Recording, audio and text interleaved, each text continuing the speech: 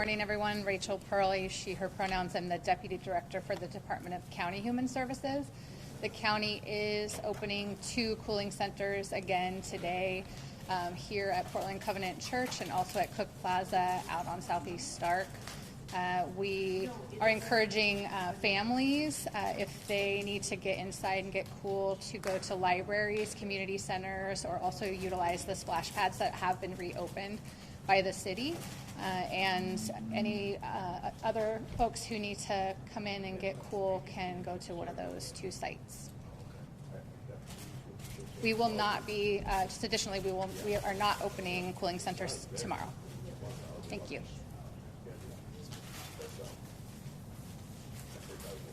Good morning, folks. My name is Brendan Haggerty. I'm the Healthy Homes and Communities Manager at Multnomah County Health Department. We will be experiencing dangerous temperatures again today, and that means the same advice that was in place yesterday applies today. Stay hydrated, schedule your outdoor activities for earlier in the day, and check on friends, family, and loved ones. We are experiencing climate change. Of the 86 deaths that occurred in Multnomah County due to heat from 2014 to 2023, 85 of them were between 2021 and 2023. We are all vulnerable to heat, but some groups are more affected than others. When we look at those deaths, we find that about 2 out of 3 of them were men who were over age 50, majority of them living alone in apartments or homes without air conditioning. Another group we're paying close attention to right now is people who are exposed to heat on the job. When you're working on and exposed to high heat, you are allowed extra time for rest breaks. And so whether you're a worker or an employer, it's a good time to familiarize yourselves with the OSHA rules on heat and to build in extra time today for rest and hydration. Finally, I want to point out that we have an additional environmental hazard we're contending with today, which is wildfire smoke. Throughout the rest of today and into the evening, we're going to see smoke continuing to be in the metro area. And that could reach levels that will affect people with respiratory sensitivities. So if you or a member of your household have a respiratory sensitivity, it's important to pay close attention to the air quality index and take precautions when you see that level reach the unhealthy for sensitive groups level. And that includes thinking about when you're ventilating your home to cool it down, check the air quality beforehand.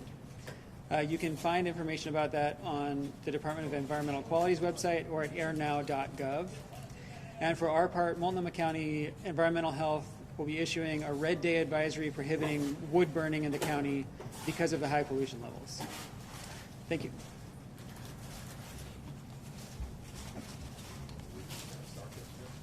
Take some questions now if you wanted to say your name and outlet and who your question is directed towards. Yeah, hi, I'm Lisa from Coin. Can you just come up? Sorry, I was caught you in the middle of speaking. Thanks. How is it decided as far as the location? So this was a location in the past. Very few people came here. Very few people came even yesterday. Like some of these locations don't seem to be centrally located where you have a lot of people who would come in. Most of the homes around here have at least 1 unit of air conditioning. When I asked them last time I went around the area, is there any plan to put these in better locations? Yeah, it's a great question. I think we always look at geographically what's already available. So, we have, in the summer, it's distinctly different from the winter. So in the summer, there's a lot of other locations that are open and available for people to get inside and get cool. We have the libraries, community centers, often malls, shopping centers are open as well. There's a lot of spaces where people can go to get cool. And then we're looking at areas that don't have those locations as readily available. Oftentimes we're looking at East County, which needs a lot more support and is oftentimes hotter than some of our areas that are a little bit closer in. And so we're always looking to open a space out in East County. And then looking at what other areas are kind of have a gap in terms of an area to come inside. The numbers that we see are typically lower in the summer than what we see in the winter. Again, we're the only place open when the winter weather hits, and in the summer there's a lot of other options for folks to take advantage of. For being cost effective though for the county, I assume renting the space, having a contract with Do Good, I assume it's thousands of dollars to keep it open for a couple of days. Am I right in terms of the dollars? There's certainly an expense to us when we make a decision to open centers or shelters for life-saving measures, absolutely. But I guess the question is, I mean, at what point does the county say, this is not cost effective, this location? Like, it doesn't seem to be, and wasn't in the past and isn't now. At what point does the county find a better place?